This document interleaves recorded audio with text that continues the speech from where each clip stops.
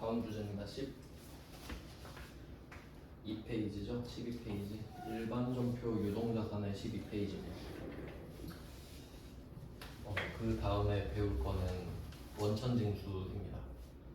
원천징수. 72번 문제 보시면 원천징수라는 말이 있죠. 되게 중요한 겁니다. 이런 것들 때문에 회계 범위가 좀 넓어지는데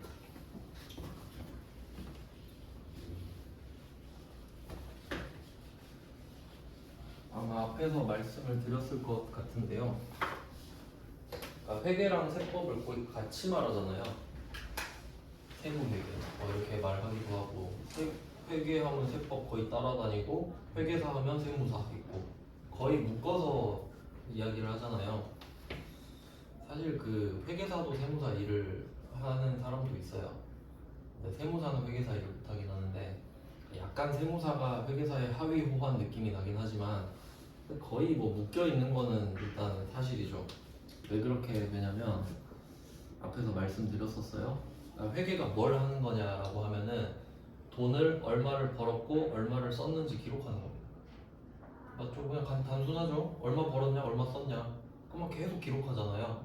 그럼 1년치 모은 게 재무제표. 그럼 보여주고 그게 끝이거든요. 그러니까 회계는 돈이 들어왔다, 돈이 나갔다 이거밖에 없어요. 근데 그걸 좀 세련되게 표현하는 거죠. 가계부가 아니라 복식북이라는 형태로 좀 더 멋지게 표현을 하는 거거든요. 근데 문제는 이 마이너스 중에 세금을 내는 일이 있는 거예요. 세금을 내는 것도 회사가 돈을 쓰는 거죠. 근데 세금을 그냥 내는 게 아니잖아요. 그러니까 우리가 내는 세금은 보통 자동차세 이런 거는 날라와요. 얼마 내세요? 그럼 네 하고 내고 그런 식이니까 그냥 내면 되지 할 수 있는데 거의 대부분의 세금이 신고거든요. 내가 얼마 낼지 신고하고 내는 거예요. 그럼 세법을 알아야죠. 세법을 모르는데 세액을 계산을 못 하잖아요. 그러니까 이것 때문에 세법을 배워야 되는 거죠. 세금을 또 한두 개 내는 게 아니잖아요. 그러니까 법인 같은 경우는 그 뭐 법무팀이 따로 있잖아요. 법인세 구하는 팀이 또 따로 있고 직원들 세금 구해주는 게 인사팀이고 직원 그 원천징수 직원 월급이나 그 휴가 같은 거 관리하잖아요. 인사팀이. 그러니까 인사팀은 소득세 관리예요. 또 법인세 팀 따로 있고 회사 세금 계산해야 되니까 또 부가가치세 팀이 따로 있을 테고 그런 식이거든요. 근데 그걸 개인이 하기 힘들잖아요. 그러니까 개인은 보통 세무사한테 맡기죠. 그런 패턴인 거거든요. 그러니까 이렇게 나오는 겁니다. 그러니까 그러니까 세금을 내는 행위가 회계의 일부인 거죠. 네, 그렇게 돼요. 그건 팩트고, 그러니까 문제는 내가 세법을 아냐 모르냐예요. 그냥 세금을 내는 건 팩트니까. 자, 그럼 내용을 한번 볼게요. 72번 상황 파악을 먼저 해보겠습니다. 보통 예금에서 이자 수익 35만 원이 발생했습니다. 이거부터 확인을 해야겠죠. 그럼 이게 보통 예금에서 이자가 붙은 거는 그 자유 입출금 통장이라고 보시면 될 것 같은데 그 카카오나 토스 이런 거 많이 쓰시잖아요. 그냥 냅두면은 이자 막 몇십 원씩 붙고 그런 거 본 적 있죠. 그런 이자예요. 네, 그러니까 걔네들도 이자를 주는 이유가 뭐냐면 우리가 그 계좌에다가 돈을 넣으면은 걔네들이 우리 돈을 갖다 써요. 안 쓸 수도 있는데 갖다 쓸 수도 있거든요. 근데 우리가 그 돈을 언제 뺄지 모르죠.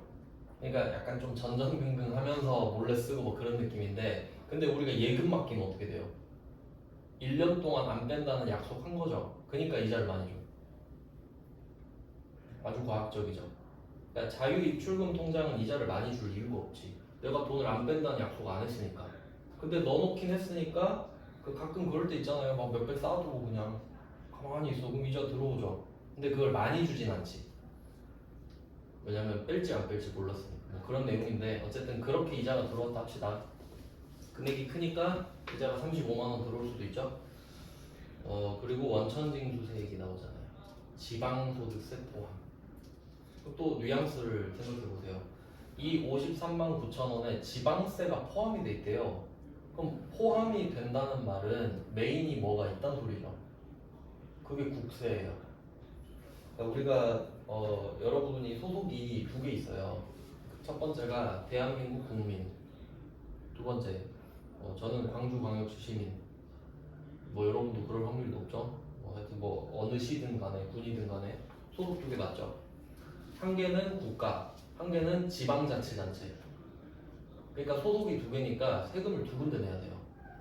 한 곳은 국가에, 그건 국세청이고, 나머지 한 곳은 내가 속한 지방자치단체. 이렇게 되는 겁니다. 그렇게 국세 플러스 지방세란 소리예요. 네, 이걸 제외하고 입금이 되었대요. 이걸 원천징수라고 하는 건 아시죠? 그러니까 세금을 내야 되는데 이 원리를 좀 알려드릴게요. 원천징수 왜 하는지. 그러니까 이런 원리를 좀 이해를 해놓으셔야 됩니다. 계속 써먹을 수 있게. A랑 B가 있다고 할게요. A랑 B. 네, A가 B한테 돈을 준다고 하겠습니다. 이런 상황이에요. 돈 주는 거예요. 그러면 세금을 언제 내는지 알려드릴게요. 세금을 언제 내냐면 네 가지가 있어요. 이건 그냥 교양이에요. 이건 알든 모르든 상관없어. 근데 세금을 내긴 내니까 그냥 알려드리는 건데, 첫 번째가 소비입니다. 소비. 대표적으로 부가가치세가 있죠. 그럼 이 말은 뭐냐면 여러분은 부가가치세를 한 푼도 부담하지 않을 수 있어요. 방법이 뭐죠? 안 사면 돼요. 아무것도 안 사면 돼요. 아무것도 안 사면은 부가가치세 부담하지 않습니다. 왜? 소비에 대한 세금이니까. 두 번째, 수득. 일상적으로 이런 말 잘 안 쓰죠? 수입이랑 우리 뭐 얻었을 때 득 이러잖아요. 득템했다, 개이득이다 이런 거. 그래서 얻은 겁니다, 뭔가. 그러니까 없었는데 생긴 거예요. 그러니까 그냥 소득이라 생각하면 되죠. 이게 가장 상식적이죠. 돈 벌면 세금 낸다. 요게 대표적인 게 법인세, 소득세예요. 들어보셨죠? 그러니까 법인세의 원래 이름은 법인소득세예요. 법인이 소득이 생기면 내는 세금이란 소리입니다. 근데 법인세라고 부르고, 소득세는 원래 이름이 개인소득세예요. 근데 앞에 개인을 떼고 부르는 거예요. 그러니까 법인이 돈 벌면 법인세 내요. 삼성전자 돈 벌면 법인세 냅니다. 그리고 그 개인, 우리 그 직원들 같은 경우는 소득세를 내는 거죠. 이런 패턴이에요. 그러니까 둘 다 내는 사람은 없죠. 둘 중에 하나를 내지. 무조건. 그 다음에 재산. 이것도 알고 계신가요? 재산? 부자세라 그러죠. 너 돈 많네? 세금 좀 내지. 그러니까 이 두 개 다른 거 아시죠? 수득은 손익계산서예요. 너 돈을 벌어들였네? 네. 근데 이거는 합리적이죠. 왜냐면 벌었잖아요. 번 것 중에 좀 달라고. 뭐 나쁘지 않죠. 벌었으니까요. 낼 수가 있잖아요. 근데 요건 조금 억울할 수 있어요. 재산은. 왜냐면 아빠가 나한테 땅을 줬다고 할게요. 그럼 땅이 있죠. 난 땅만 있는 거야 지금. 근데 야 너 땅 있네? 돈 내. 돈은 없거든요. 그럼 어떻게 이거 땅을 쪼개서 낼 수도 없고. 아시겠죠? 어떤 느낌인지? 그러니까 얘는 부자세예요. 그러니까 이 재산세를 높게 잡으면은 사람들이 이민 가요. 가만히 있는데 세금 계속 내잖아요. 실제로 그래요. 이민율이 높아져요. 재산세 높이면. 그래서 우리나라는 재산세랑 그 종합부동산세라고 들어보셨나? 종부세라고 그러잖아요. 종합부동산세. 이게 뭐 재산세는 뭐 내는 사람 많은데 그냥 아파트 있어도 내고 뭐 땅 있어도 내고 하니까 근데 뭐 금액 차이가 좀 나는데요. 그 종합부동산세를 누가 막 낸다 그러잖아요. 옆에서 그런 얘기 듣잖아요. 그 사람은 일단 부동산 가격이 11억 이상 있는 거예요. 좀 은근슬쩍 친하게 지내야 돼요. 그러니까 티나게 하면 안 되지. 이 말 듣고 그러나 이러니까 은근슬쩍. 종합부동산세는 아무나 내는 게 아닙니다. 부동산으로 시가로 11억일 거예요. 아마 배웠을 때 그런 12억인가 11억인가? 그 정도 돼요. 그러니까 광주에서 종합부동산세 내면 그래도 꽤 괜찮은 위치인 거죠. 서울은 뭐 많이 내겠지만. 그 다음에 행위. 요건 별로 안 중요한데 행위는 취득했을 때 취득하는 행위, 취득세, 자동차, 뭐 아파트, 땅 이런 거 다 뭐 이런 느낌이에요. 제가 빨간색으로 쓴 건 예시입니다. 예시. 왜냐면 세법이 25개 있어요. 세금이 25개 있어요. 근데 그 중에 그냥 4개로 추려서 이렇게 말씀드린 거예요. 그러니까 대충 이 정도라고 알고 계시면 됩니다. 근데 지금 상황을 생각해 볼게요. 지금 상황. A가 B한테 돈을 준 거죠. A는 은행이고 B는 나예요. 그럼 내가 돈을 받았죠. 그럼 이 중에 뭐겠어요? 소득이죠. 그럼 이제 B가 개인이냐 법인이냐를 따져야지. 이해되시죠?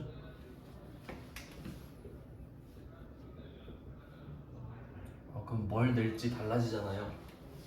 B가 지금 돈을 벌었으니까, 소득이 생겼으니까. 그럼 개인, 법인 둘 중에 하나일 거 아닙니까? 그럼 이거를 밑에서 국세청이 보고 있어요. 국세청이랑 지자체가 같이 보고 있는 거야. 자, 이렇게 됐어요. 보고 있는 겁니다. 지금 이 상황을. 그러면 A가 B한테 돈을 줬거든요. 근데 개인일 수도 있고 법인일 수도 있죠. 그러면 만약에 법인이라고 해볼게요. B가. 그럼 국세청이랑 지자체는 불안하지 않아요. 그러니까 법인을 만들었다는 거는 돈을 벌 작정을 했다는 거고요. 세금 문제가 생겨도 어떻게든 해결하겠다는 소리예요. 세무사를 사든 회계사를 사든 해결할 능력이 있다는 소리로 받아들입니다. 그러니까 법인을 아무나 세우진 않잖아요. 작정을 하고 세우잖아요. 그래서 만약에 A가 법인인 B한테 돈을 주면은 국세청 지자체는 가만히 있습니다. 그리고 무슨 생각을 하냐면 B가 때가 되면 알아서 세금을 내겠구나 라고 생각해요. 세법을 아니까요. 몰라도 알아낼 테니까. 그래서 그냥 이렇게 주겠군. 마음이 아주 편안한 거예요. 법인은. 근데 개인이면 안절부절하죠 이제. 왜냐면 여러분이 그 학교 다니면서 세법 배운 적 있어요? 없죠. 어떤 뭐 초등학교는 그 세금을 막 가르쳐주고 그런 거 진짜 좋다고 생각하거든요. 왜냐면 이제 어른이 된다는 건 세금을 내는 거잖아요. 근데 갑자기 세금을 내니까 놀라는 거지. 배운 적이 없는데 내라고 하니까. 그럼 개인이면은 불안해요 이제. 왜냐면 국가랑 지자체는 개인이 세법을 모른다고 간주하니까. 알 리가 없잖아요. 배운 적이 없는데. 전공자도 모르는데. 그러면 이때 개인한테 돈이 들어가 버리면, 왜냐면 이 사람이 돈을 다 써버릴 수가 있거든요. 세금을 낼 생각을 안 하잖아요. 그쵸? 안 알려주면 다 써버리죠. 그럼 만약에 그 극단적인 예를 들어서 저 사람은 빚쟁이에요. 빚쟁이. 그럼 이 A가 B한테 돈을 줬어요. 근데 통장 돈이 다 빠져나가 버린 거야. 받자마자. 근데 얘네들은 세금 걷어야 되거든요. 그럼 못 걷잖아 세금을. 그럼 맨날 빚쟁이 쫓아다니고 그래야 되죠. 실제로는 그 다 빼가진 않아요. 빚쟁이도 최소 금액을 남겨놓고 빼가게 법으로 돼 있는데 그냥 설명을 하자면 그렇다는 거죠. 그래서 얘네들이 무슨 말을 하냐면 개인한테 돈 줄 때는 애들이 가서 말을 해요. 네가 미리 세금을 계산을 해버려라. 제가 낼 세금을. 그리고 그냥 주지 마. 그리고 나한테 줘. 이렇게 돼버린 거지. 지금 사주를 한 거예요. 가서. 그러면 A는 들었을 때 기분이 어떨까요? 안 좋죠. 귀찮잖아요. 그냥 돈 주면 되는데 개인 거, 내가 개인의 입장이 돼서 세금을 구해서 킵해뒀다가 보관하고 납부까지 해줘야 되잖아요. 왜냐면 얘네들은 세금을 모르니까. 그럼 여러분은 이게 개인인 거지. 그러면 세전 세후가 있는 이유가 뭐겠어요? 국가가 우리를 안 믿으니까. 회사한테 시킨 거예요. 야, 쟤 세법 몰라. 그냥 계산해서 빼고 줘버려. 그거 나한테 줘. 얘네들은 이렇게 바로 세금을 받는 거죠. 이게 원천징수예요. 아시겠죠? 그러면 그 B가 법인이면은 원천징수 안 해요. 할 이유가 없잖아요. 쥐가 알아서 낼 건데. 이해되시죠? 그러니까 여러분이 원천징수 당하는 이유를 아셔야 된다고요. 여러분은 국가가 안 믿어요. 설령 세무사를 하더라도 안 믿어요. 왜냐면 이거는 그냥 확률의 문제인 거지. 아, 뭐 어떻게 아냐. 그것까지 다 생각할 필요는 없으니까. 이렇게 되는 거예요. 그러면 한번 생각을 해보세요. 지금 이 말을 듣고 뭔가 이상한 게 있어야 되는데 우리 법인인데 우리 법인 아니에요? 맞죠? 근데 상대방 은행이거든요. 그럼 또 은행 입장을 생각해봐요. 그럼 은행이 고객이 법인도 있고 개인도 있을 거란 말이에요. 그럼 이자 줄 때마다 법인이세요? 개인이세요? 하고 법인이시라고요? 그냥 드릴게요. 개인이세요? 떼고 드릴게요. 번거롭죠. 어차피 이것도 다 전산으로 될 거 아니에요. 그러니까 은행은 깡패입니다. 그냥 다 합니다. 그냥 원천징수를 다 해요. 그러니까 예외가 되는 거죠. 은행의 편의를 위해서 그런 것 같아요. 잘은 모르는데 왜냐면 은행은 원천징수를 하니까 그냥 저 법인인데요 이러니까 아 몰라요 그냥 내드릴게요 이렇게 돼요 그냥. 그럼 우리는 은행이 내준 돈을 그냥 먼저 낸 세금이라 생각하면 돼요. 어차피 내가 갖고 있어도 낼 거니까 뭐 그런 느낌이에요.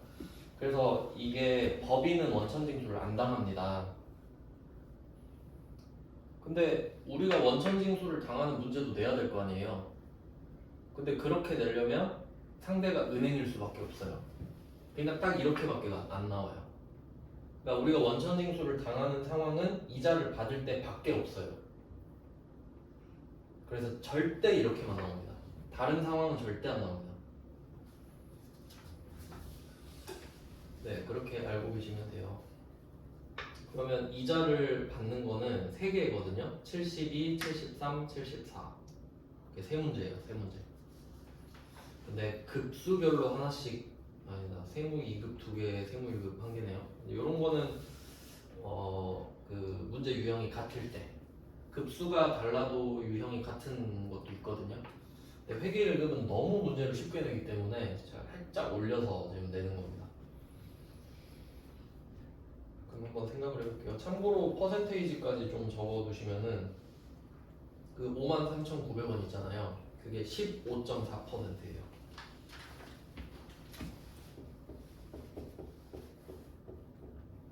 15.4% 이자 세율은 정해져 있어요. 그러니까 이게 뭘 뜻하냐면, 그러니까 저는 좀 그 뭐 전공 고를 때 그 고민을 좀 했는데 실용적인 걸 배우고 싶었거든요. 그러니까 좀 뜬구름 잡는 거 말고요. 그러니까 내가 그냥 똑똑해진다 이런 거 말고 배우면 바로 써먹는 거. 그럼 이것도 한번 생각해 보세요. 여러분이 지금 이자의 원천징수 세율이 15.4%인 걸 배웠어요. 그러면 여러분이 현금 1억이 있다고 해볼게요. 은행에 가서 예금을 가입한다고 합시다. 1억짜리 예금. 이자 얼마예요? 그러니까 5%래. 그리고 괄호 열고 세전 기준 이렇게 써 있는 거야. 알겠죠? 여기까지 이해됐죠? 그러면 우리는 이제 무슨 생각을 해요? 1년 뒤에 얼마 받을 생각을 하죠? 1억 500이 들어온다고 생각하나요? 아니죠. 500은 수득이잖아요. 우리는 개인이고 그 뭐 어차피 은행은 다 한다 그랬죠? 그러면 500만 원 중에 15.4%는 안 주겠죠. 바로 써먹을 수 있잖아요. 근데 모르면 어떻게 돼요? 왜 500 안 줘요? 이러고 있겠지. 그럼 그걸 모른다고 줍니까? 안 주죠. 원래 그래요. 아예 세전 기준 동의하셨잖아요. 그럼 끝이에요. 그러니까 맨날 세전 기준 써있죠. 그 세전 기준이지. 그러면 저 같은 경우는 어떻게 하냐면 그 1년 뒤의 금액 이자를 구해서 15.4%를 빼고 그러니까 84.6%로 계산을 해놓지. 그게 실질세율 아니에요? 이해되셨죠? 써먹는 거잖아요 바로. 근데 모르고 있으면은 돈을 손해보는 느낌이 들죠. 적은 돈 아니잖아요. 500에 15.4%면은 70만 원 되잖아요. 7, 80만 원. 네, 뭐 그런 내용이 있어요. 그러니까 최대한 일상생활과 접목을 시켜서 생각하시는 게 좋아요. 왜냐면 회계는 그냥 학문이 아니에요.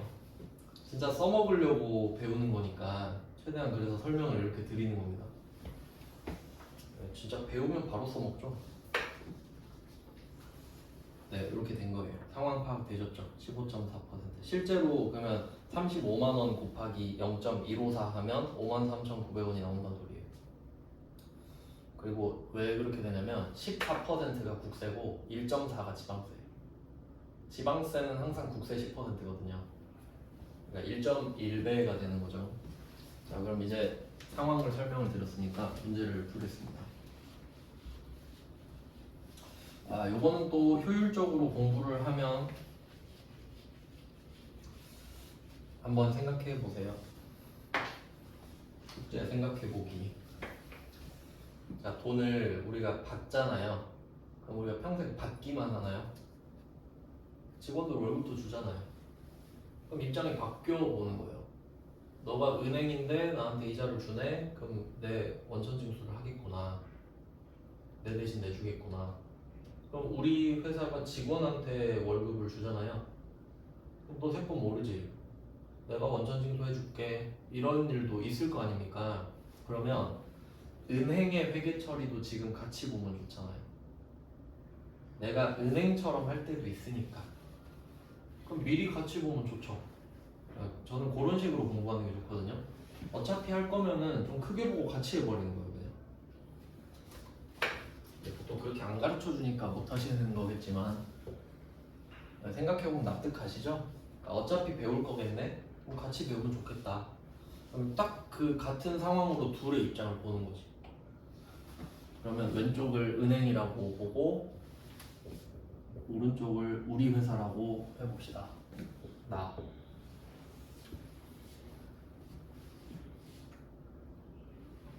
이렇게 됐어요. 그럼 한번 내 입장부터 볼까요?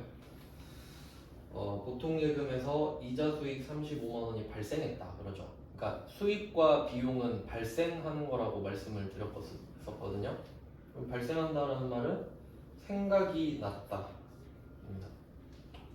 그러니까 아침에 딱 눈을 떠가지고 오늘 이자 받는 날이네? 이 생각이 들었죠. 수익 발생. 왜냐면 오늘 이자 받는 날이니까 이자 받는다는 생각이 든 거잖아요. 억지 부리는 게 아니니까. 그러면 오늘 이자 수익 35만 원이 발생하는 거죠. 머릿속에 떠오르는 거지. 그래서 제가 수익과 비용은 거래처가 없다 그랬죠. 그냥 내 머릿속에 떠올랐는데 거래처가 없어요. 그냥 아싸 오늘 35만 원 이거거든요, 그냥. 그래서 이자 수익 35만 원이 발생합니다. 일단 기분이 좋아졌어요.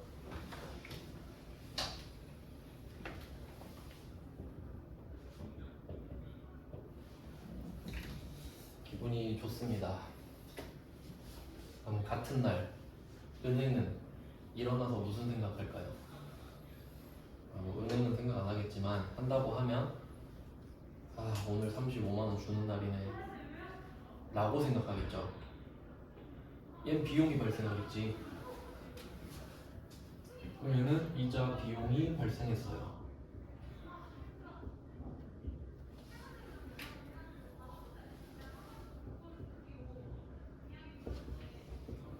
너무 당연하죠.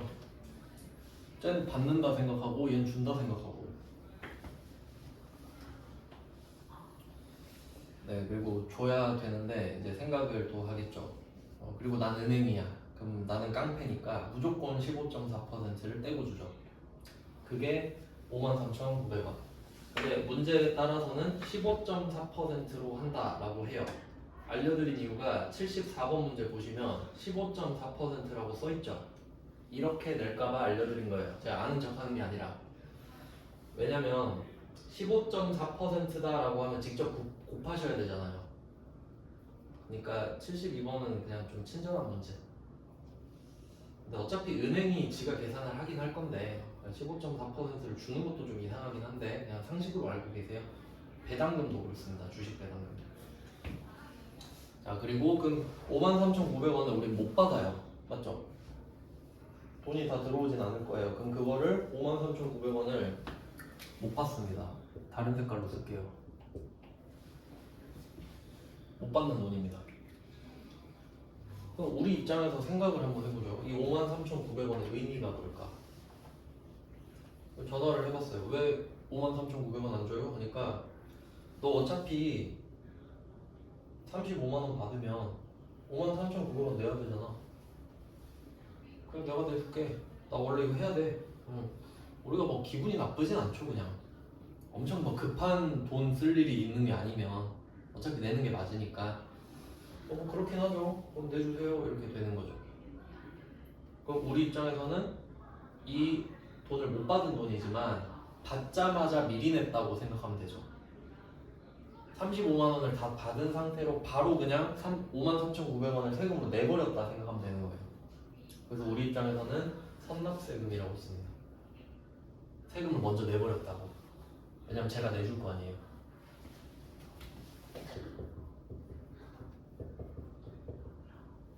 선납세금.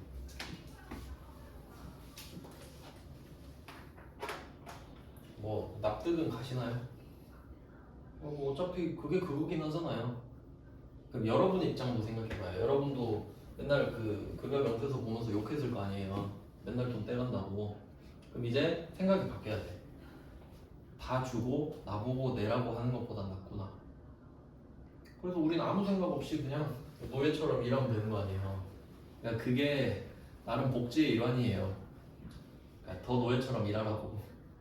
안 그럼 우리 5월만 되면 멘붕이에요. 세금 공부하고 있느라 일을 못해요. 5월에 회사에서 막 세금 찾아보고 있다니까. 세법을 모르니까 회사가 해줘버리는 거죠. 그냥 연말연시에.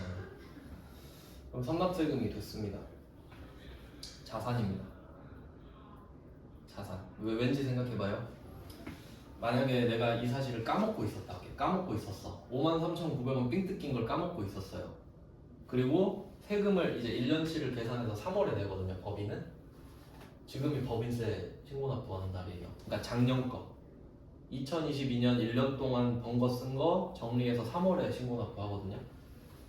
그러니까 세무서가 좀 바쁠 시기죠. 세무사랑 세무서랑 다. 그러면 뭔 얘기가 됐지? 53,900원.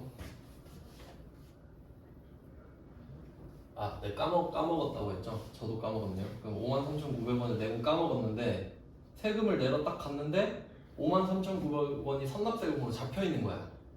그거 보고 맞다, 이거 쟤가 내준다 했었지. 그럼 오늘 덜 내잖아. 53,900원을 덜 내잖아. 내져 있잖아요. 봤는데. 그럼 이걸 또 낼 필요가 없잖아요. 서류상으로 내져 있다고 나와 있는데. 그럼 기분 좋잖아요. 제가 자산할 때 그 몇 번 말하지 않았습니까? 자산이 뭐냐 하면 일단 내 거 당연한 거고, 미수, 선급. 미수 받아야 되는데 못 받은 거, 안 내도 되는데 낸 거. 안 내도 되죠 저거. 근데 내버렸는데 어떡해. 그럼 정신승리 해야죠. 선급했다고. 그러니까 계약금 낸 거랑 똑같이 생각하면 되죠. 53,900원은 미리 냈으니까 다음에 안 낼 거 아니에요. 그러니까 자산이지. 이게 부채는 아니잖아요. 이해되셨죠? 그러니까 선급은 자산이에요. 다 선급금도 자산이고 보험료도 먼저 내면 자산이라고 그랬죠. 그러니까 자산이라고. 선납세금.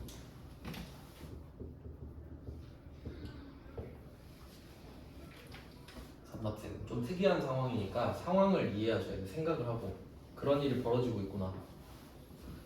자, 그러면 보통 예금에 얼마가 꽂히겠습니까? 이 금액 찾아야 되나요? 절대 찾으면 안 돼요. 컴퓨터가 찾아주니까.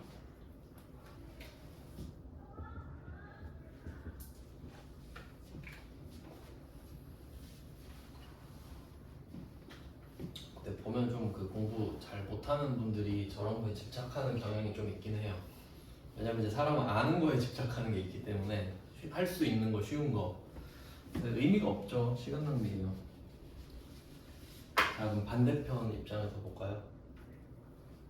그럼 이 은행은 53,900원을 빼고 주거든요.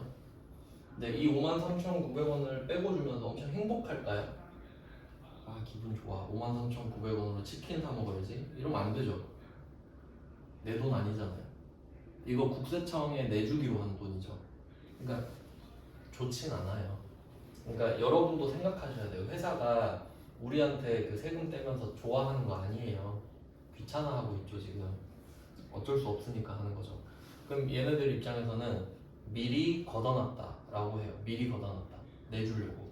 그래서 이름이 예수금입니다. 예수금.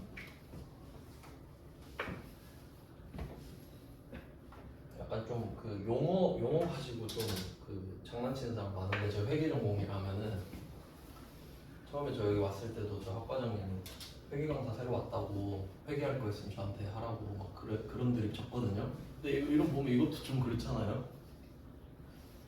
좀 약간 종교적인 드립을 칠 수 있게끔 돼 있잖아요. 예수하고 회계 막 이러니까 친구들이 가끔 그래요. 네, 근데 얘는 이제 특이한 게 뭐냐면 이름이 상관관계가 없죠. 보통 짝을 이루잖아요. 이름이 매출 채권, 매입 채무, 선급금, 선수금 대충 대칭을 이루잖아요. 근데 얘는 전혀 아닌 것 같죠, 짝꿍이. 근데 얘 둘이 짝꿍이란 걸 이해해야 되죠. 그러니까 상황을 이해해야 짝꿍이란 걸 알 수 있지. 그러니까 은행 입장에서는 야, 너 어차피 내야 되니까 내가 미리 받아놓을게. 그러니까 그렇게 해놓고 사실 안 주는 거죠. 안 주는 돈이죠, 사실. 근데 여기서 미지급금 하면 안 되잖아요. 좀 이상하잖아요. 그러니까 구분을 해야 될 거 아니야. 그러니까 미리 받아놨다고 해버리지 그냥.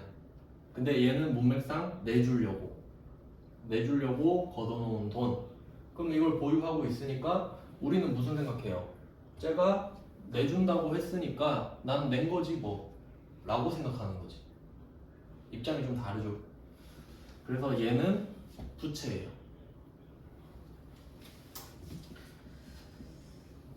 그러니까 이 돈 갖고 있다가 만약에 이 돈으로 치킨을 시켜 먹었다. 그럼 다시 채워놔야 되죠. 내야 되니까. 그러니까 부채. 쓰면 안 돼요. 그러니까 더 부담스러워요. 갖고는 있는데 쓰면 안 되잖아요. 그러니까 관리를 해줘야 되니까 더 피곤하지. 예수금이 상당히 귀찮아요. 저 친구 거 회계를 맡아주다 보니까 신고도 계속 해야 되고 매달 누구 얼마 줬는데 원천징수 얼마 줬다 그걸 또 납부도 해야 되고 또 지급 명세서 또 제출해야 되거든요. 나중에 소득세 신고로 그 비용으로 또 들어가니까 그렇게 막 얽혀 있거든요. 하여튼 뭐 그렇습니다. 그러니까 좋은 게 아니에요. 당하는 사람도 나쁘지만 하는 사람도 좋진 않다. 그러면 나머지 보통 예금만 나가겠죠.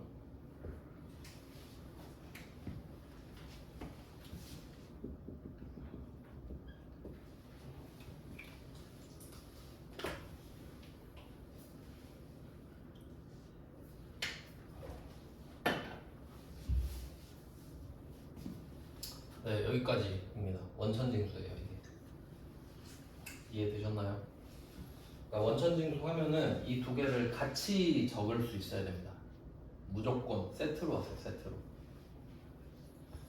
그리고 이거 옛날에는 제가 별로 공부법 강조 안 했어요. 그냥 뭐 공부 안 하면 뭐 너네만 좆되지 약간 이런 게 그냥 있어가지고 말 안 하고 수업만 했거든요. 근데 이젠 조금 저도 배우면서 느낀 게 있어서 말씀을 드리는데 그때 많이 받았던 질문이 예수금, 선납세금 헷갈린다였거든요. 근데 저는 솔직히 그 말을 이해를 잘 못해요. 그러니까 헷갈리면 안 헷갈릴 때까지 외우거나 공부를 하면 되는데 어쩌라는 거지 뭐 대신 해달라는 건가 이런 생각밖에 안 들잖아요. 근데 그러니까 상황을 생각하는 수밖에 없는 것 같아요. 내가 세금을 낸 건 아니잖아요 지금. 근데 그냥 그렇게 생각하기로 한 거잖아요. 어차피 뭐 내야 될 거 제가 내주니까 뭐 내가 낸 걸로 하지. 그리고 얘는 내줘야 되니까 미리 걷었다고 하지 뭐 이렇게 되는 거니까. 항상 짝꿍으로. 이 두 개를 세트로 생각할 때 얘 두 개가 헷갈릴 수는 없잖아요. 그렇잖아요. 그러니까 항상 짝꿍이 되는 것들은 같이 하시는 게 좋습니다. 시너지가 나기도 하고. 그러면 얘는 부채에 나올 거를 미리 한 거죠. 네, 이렇게 봤고요. 이 72번이 가장 기본 문제인데 그리고 또 상식적으로 한번 생각을 해보세요. 여러분이 예적금을 가입을 했다. 만기가 되었다. 저는 한 번도 이자 받아본 적 없는데 그럼 만약에 이자가 들어왔다라고 하면요. 이자만 들어오나요? 만기 때 원금이랑 같이 들어오잖아요. 당연한 거 아니에요? 만기가 끝났으니까 원금 주고 이자를 같이 주는 거 아닙니까? 기다려줘서 고마워요 하면서 주는 거죠. 그러니까 72번은 말이 안 되죠. 이자만 줘? 물론 그러니까 얘는 그래서 보통 예금이란 거예요. 자유 입출금 통장은 우리가 돈을 어디 맡긴 적이 없잖아요. 그러니까 이자만 쏙 들어오죠. 그러니까 그러려고 보통 예금이라고 세팅을 한 건데, 근데 보통 우리가 이자 하면 예금 적금을 생각하잖아요. 그러면 원금이 안 들어오는 건 말이 안 된다는 소리입니다. 그럼 이제 그걸 생각할 줄 알았다면 원금이랑 이자랑 같이 들어오는 문제도 풀어봐야 될 것 같다라고 생각해야지. 맞죠? 근데 저도 이제 아는데 여러분이 아무리 상식이 많아도 뭔가를 갑자기 생각해낼 수는 없습니다. 근데 제가 던져주면 그럴 수 있겠네. 그러니까 이게 그 공부를 그러니까 배우는 이유거든요. 여러분이 이걸 가만히 앉아서 동굴에 앉아서 생각해 보세요 하면 이거 떠오를 때 몇 개월 걸릴지 몰라요. 근데 그냥 내가 말해주면 바로 떠오르잖아요. 그냥 그럴 수 있겠네. 그러니까 배우는 그 시간을 그 돈으로 사는 거죠. 그래서 저도 그걸 아니까 말씀을 많이 드리는 거예요. 납득 가시죠? 그러니까 저는 이게 공부라 생각해요. 그러니까 시험에 나오는 진도를 쭉 빼는 게 공부가 아니라 그냥 이런 상황에서 그럴 수도 있지 않냐. 그러니까 뇌를 터주는 거죠. 그럼 여러분은 이제 다음에도 혼자 창의적으로 생각을 할 수 있게 돼요. 아시겠죠? 뭐 말하는지? 네. 그러면 73번을 한번 볼게요. 얘도 보통 예금이죠. 그러니까 이제 좀 상황을 이해하셨으면은 보통 예금이 밑밥을 깐 거라는 걸 알 수 있지. 아, 이자만 속이구나. 그 뜻이잖아요. 근데 73번을 왜 넣었는지 한번 보세요. 새로운 스타일이잖아요. 근데 세무 1급이라 이렇게 내진 않거든요. 근데 여러분은 이걸 보고도 풀 줄은 아셔야 됩니다. 한번 생각해 볼까요? 42,000원이죠, 지급액. 그럼 여기서 42,000원은 위에서 35만원이라는 걸 아셔야 돼요. 맞죠? 대응을 하는 거예요, 지금. 그 다음에 세율에 14 적힌 거 보이시나요? 말씀드렸죠? 그럼 그게 5,880원이에요. 근데 우리 15.4%대이죠, 결과적으로. 그럼 그 옆에 580원이 1.4인 거지. 그래서 결국 6,460원. 원 단위는 절사거든요. 그럼 이게 15.4%라는 걸 알 수 있죠. 그걸 적으면 돼요. 그럼 답 딱 나오잖아요. 35만원에 여기에 42,000원 쓰고 예수금에 6,460원 쓰고 나머지는 구할 필요 없죠. 보통 예금. 이해되세요? 그러니까 여러분은 상황을 알잖아요, 이제. 그럼 이걸 왜 그림으로 줬는지 한번 생각해 보세요. 이 상황을 모르는 사람은 5,880원을 써야 되는지 6,460원을 써야 되는지 모릅니다. 근데 제가 15.4%까지 알려드렸죠. 그럼 혹시 내가 헷갈리면은 42,000원에 15.4%를 곱해보면 되잖아요. 맞죠? 그럼 6,460원 나오겠지. 그러니까 나는 방법을 아는 거잖아요, 지금. 근데 그걸 모르는 사람은 이것만 의지해서 풀어야 됩니다. 어떤 말 하는지 아시겠죠? 그러니까 저는 솔직히 좀 그 사람이 어차피 한 번 사는 건데 좀 쓸모가 있어야 된다 생각하거든요. 왜냐면 여러분이 사장이어도 그런 사람을 쓰고 싶을 거고요. 내 친구나 뭐 배우자나 그런 사람도 그런 사람을 원하지 않나요? 쓸모없는 사람보단 낫잖아요. 그래서 그 방법이 생각을 하는 거라고 생각해요. 어렵지 않잖아요. 그럼 제가 다 설명해 드리니까 그러니까 제가 말씀드렸던 거를 문제를 보면서 한 번씩 떠올리는 게 공부가 될 것 같아요. 그러니까 답은 어차피 블로그에 있어요. 제가 블로그 안 내릴 거니까 10년 뒤에 봐도 있을 거 아니에요. 근데 생각은 놓쳐버리면 끝나잖아요. 무슨 말인지 아시겠죠? 그러니까 공부라는 게 쓰고 막 해야 된다고 해서 싫으니까 안 하는 거거든요. 근데 그냥 보고 걔가 뭔 얘기했더라? 생각하는 건 안 어렵죠. 생각은 찰나니까 그것만 하세요. 왜냐면 어차피 여러분 시험 일주일 남으면 해요. 그러니까 내가 어차피 막 하라고는 안 해. 그게 제일 효율 좋은 거 알고 있기 때문에 한 2주 전부터 슬슬 하거든요. 불안해가지고. 근데 그 전에는 생각을 정리해 놓으라는 거지. 그게 2주 동안 벼락치기를 할 때 엄청 도움이 될 겁니다. 그게 공부가 아닌 것 같아도 공부를 내가 하고 있는 거거든요, 계속. 알겠죠? 그거라도 하세요. 제가 많이 양보했습니다. 그러니까 72랑 73은 똑같은 거 아시겠죠? 그러니까 출제자들도 얼마나 고민하겠어요. 같은 문제를 이렇게 냈다가 저렇게 냈다가. 근데 본질을 파악하면 우리는 상관없다 이거지. 그걸 깨달으셔야 됩니다. 이게 기출문제 분석이에요. 그 다음에 74번 이게 본게임이고요. 저는 이걸 대비하셔야 된다고 생각을 합니다. 74번이 대표 문제로 하겠습니다. 그 공부를 하실 때도 사실 그 공부를 알아서 열심히 하시는 분들 있죠. 그러니까 제가 소스를 많이 주긴 하잖아요. 근데 복습 알아서 하시는 분들이 떨어지는 분은 없어요, 사실. 그러니까 떨어졌다가 공부를 얼마나 안 했길래라고 생각을 해요. 그래서 저는 왜냐면 제가 알려준 대로 하면 떨어질 수가 없거든요, 사실. 뭔 얘기를 했지? 자랑만 하려고 한 게 아닌데. 그 이유가 뭐냐면 제가 문제를 유형별로 정리를 해놨잖아요. 근데 나름 이제 좀 체계적이라는 느낌이 안 드시나요? 좀 정리 잘 되어 있잖아요. 그러니까 하는 사람한테는 개꿀인 거예요. 하기만 하면 되거든. 근데 공부가 어려운 게 방법을 정하고 해야 돼서 어렵거든요. 방법을 모르니까 방법을 정하는데 기가 다 빠져버리는 거예요. 그러니까 그 사람들한테는 제가 준 소스가 완전 대박인 거예요. 하기만 하면 됐던 거예요. 그리고 저는 난이도를 조금 높여서 넣었습니다. 원래 운동선수들도 운동할 때 모래주머니 차고 하죠. 그래야 실전에서 더 약간 쉬운 느낌이 들잖아요. 그래서 아마 더 쉽게 느껴질 거예요, 시험장 가면. 제가 어려운 문제를 주로 넣어놓으니까. 그래서 지금 공부가 좀 어려울 수는 있는데 그게 시험장 가서 좀 기분 좋게 해드리려고 하는 거니까 좀 감안하고 풀어주시면 될 것 같아요. 너무 어려우면 쉬운 문제 위주로 좀 보시고. 74번은 세무 2급이잖아요, 그러니까. 근데 회계 1급에도 나온 적이 있습니다. 자, 보시면은 원금 900에 이자 100 있죠. 자, 그럼 상황 이해되셨죠? 그러면 원천징수를 당한다는 것도 아시겠죠? 그럼 문제는 얼마에 당하냐예요. 100만 원. 왠지 생각하라는 거예요. 900은 내 돈이었죠. 내 돈이 절로 갔다가 다시 왔죠. 그럼 혹시 900을 번 건가요? 그럼 거기에 세금 떼면 누가 예금 가입해요?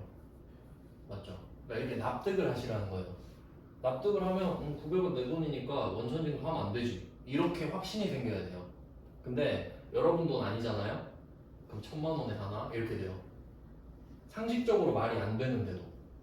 왜? 내 돈이 아니니까. 근데 여러분 돈이잖아요? 아니지. 900은 하면 안 되지. 맞죠? 그렇게 해야 된다는 겁니다. 그러니까 어떻게 보면 회계가 되게 쉬워요. 상식적으로 생각하면 다 되거든요. 그래서 저는 그걸 느꼈어요. 상식적으로 생각을 항상 해서 찍으면 다 맞더라고. 그래서 저 회계가 재밌었거든요. 그냥 생각대로 하니까 답이 나오는 거예요. 문제는 계정 과목을 몰랐던 거지. 그러니까 얘를 뭐라고 부를지 모르지만 여기 900을 원천징수 하는 건 아닌 것 같은데? 그래서 난 100만 원에 15.4%를 적어놨죠. 그럼 답이죠. 그러니까 생각의 중요성이죠. 그래서 한번 정리를 해볼까요?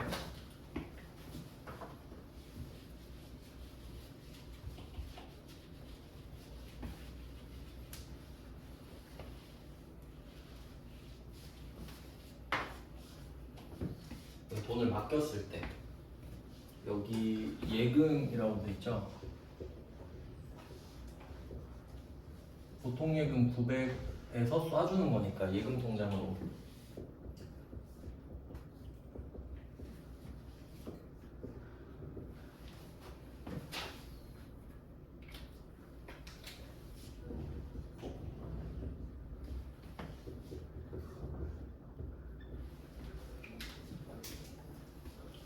자, 요게 예금을 가입했을 때 상황이고요.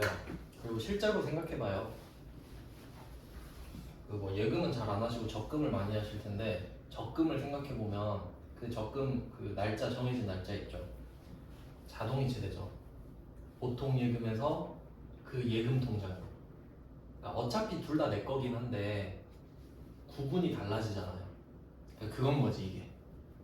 보통 예금이 정기 예금이 된 거예요. 그러니까 우린 이 900을 안 빼기로 약속한 거죠. 그리고 정기 예금이 만기가 되면 900짜리 정기 예금이 사라질 거 아니에요. 해지됐으니까 이제 만기돼서. 그러면 자산이 감소하죠.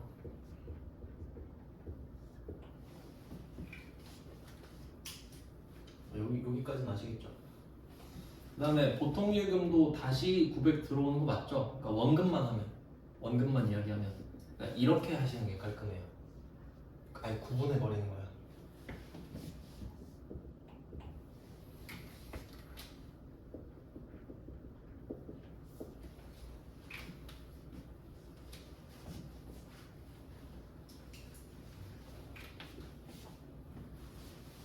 일단 이렇게 그냥 반대로 또 해버리는 겁니다.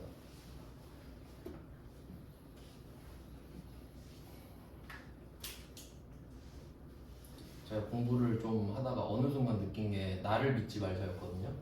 그러니까 나는 변수가 너무 심해요. 그러니까 컨디션이 안 좋을 때 갑자기 막 이상한 짓을 할 때가 있고요. 공부하다가 생각을 이상하게 할 때가 있고요. 또 막 딴 생각하다가 또 이상한 거 할 때도 있죠. 그러니까 여러분을 믿으면 안 되고요. 시스템을 믿어야 돼요.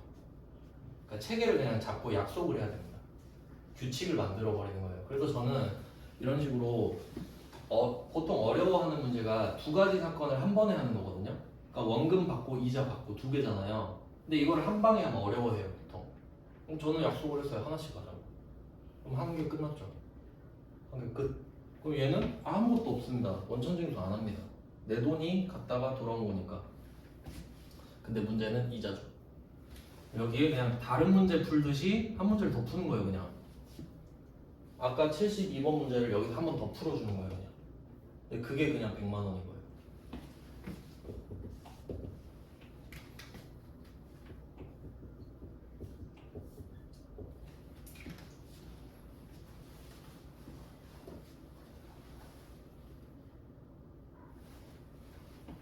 그럼 이제 두 개로 보면 오히려 더 편하죠. 그럼 여기는 선납세금 나오고 있고.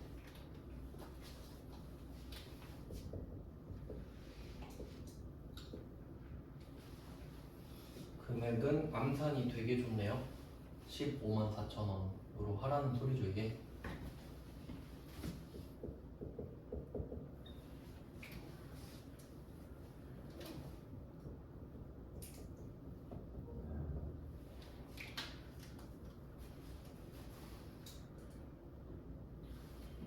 그리고 나머지 금액 있잖아요. 더하면 되죠, 그냥. 할 필요 없는 건 똑같아요.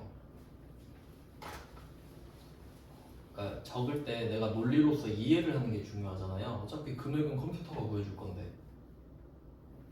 그럼 이렇게 답을 구했으면 나는 납득을 했죠. 900 끝냈고 100 끝냈으니까. 그러면 저는 대변부터 써요. 그럼 이게 맥시멈이잖아요.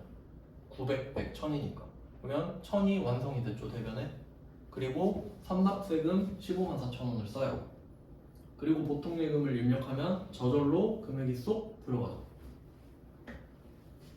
984만 6천 원이 들어갈 거 아니에요. 이해되셨죠? 어떻게 접근하는지. 그러니까 전부 다 그 뭐든지 할 때 미분하면 편해요. 그냥 다 쪼개버리면 되게 편해요. 근데 한 번에 하려고 하니까 그래. 한 번에 하려고 하니까. 그럴 이유가 없잖아요. 아시겠죠? 어떻게 하는 건지. 그러니까 무슨 일을 할 때 방법을 알면 되게 편하게 할 수 있죠. 저 뭐 아빠가 운전 강사라서 저 아빠한테 배웠는데 아빠는 운전 강사라서 화를 안 내더라고요. 원래 사이 안 좋아진다 하잖아요. 아빠가 강사니까 화를 안 내더라고요. 근데 그런 게 있었어요. 주차가 딱 이렇게 돼 있을 때 나가야 될 때 있잖아요. 이렇게 앞으로 나갈 때 가서 네 어깨에서 틀어라 이렇게 알려줬거든요. 그럼 그냥 방법을 안 거잖아요. 근데 그걸 모르는 사람은 그 감을 잡는데 오래 걸리죠. 약간 그런 느낌이라고 해야 되겠죠? 그러니까 일단 이렇게 해놓고 여러분이 나중에 이해를 하겠죠. 아, 그래서 그렇게 하라고 했구나. 이렇게 하는 게 훨씬 편하구나. 뭐 그런 느낌? 네, 그런 말이에요. 그러니까 팁을 많이 드리고 있다고요. 알겠죠? 아, 다른 사람한테 수업을 한번 들어봐야 고마움을 좀 느낄 텐데. 세무를 세무도 듣지 않나요? 세무 들으시는 불안하지 않나요? 누가 가르칠지? 되게 궁금해서 나중에 물어보겠다고 말씀을 좀 드리려 했는데 어떠냐고 좀 물어보려고. 만족하시나요? 막 이런 거. 네, 한번 뭐 들어보세요. 그럼 저의 소중함을 느낄 것 같아요. 그럼 74번까지 해서 2자. 딱 그 배치 아시겠죠? 세 문제 관계도 72, 73은 2자만 받는 겁니다. 보통 예금에서. 근데 말로 하느냐, 서류로 보여주느냐. 그래서 73번을 낼 리는 없지만 내도 맞히셨으면 좋겠다. 이런 내용이었고, 요새 트렌드는 아마 74번에 가까울 것 같다. 이렇게 알려드린 겁니다. 그러니까 뭐 급수는 별로 신경 안 쓰셔도 될 것 같고, 이렇게 해서 그럼 이 세 문제는 그 이자를 받는 건데 계정 과목으로 정리할 때는 선납세금이라고 하셔야 되죠. 그러니까 이중으로 하셔야 되잖아요, 정리할 때. 그러니까 아까 출장비 할 때도 주제 이름은 출장비였잖아요. 그러니까 제가 색깔로 말씀드렸었죠. 그러니까 아까 그 출장을 예를 들어 여러분이 정리를 한다면 묶어서 파란색으로 출장비, 그리고 밑에 빨간색으로 가지급금 이런 식으로 정리를 한다는 거지. 알겠죠? 무슨 말인지? 네, 그 마침 하고 있어서 보이시나? 봐봐요. 색깔 보이세요? 색깔 봐봐. 저 이렇게 하거든요. 여기서 한번 이렇게 해야 되나?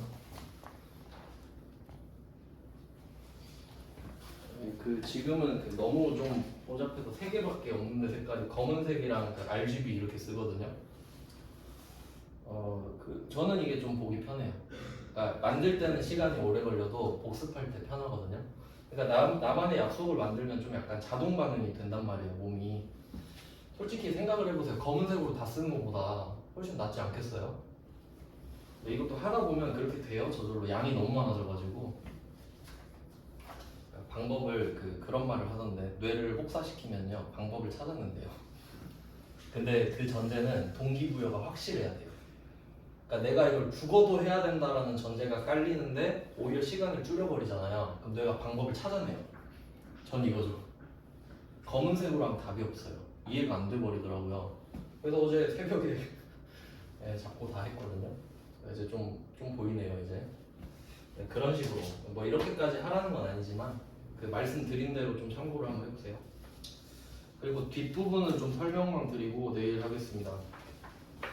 그럼 75번 문제는 법인세 중간연합세액을 납부했다 하는데, 요거는 좀 이론 설명이 복잡해서 내일 설명을 드릴 건데요. 그러니까 얘도 답이 선납세금입니다.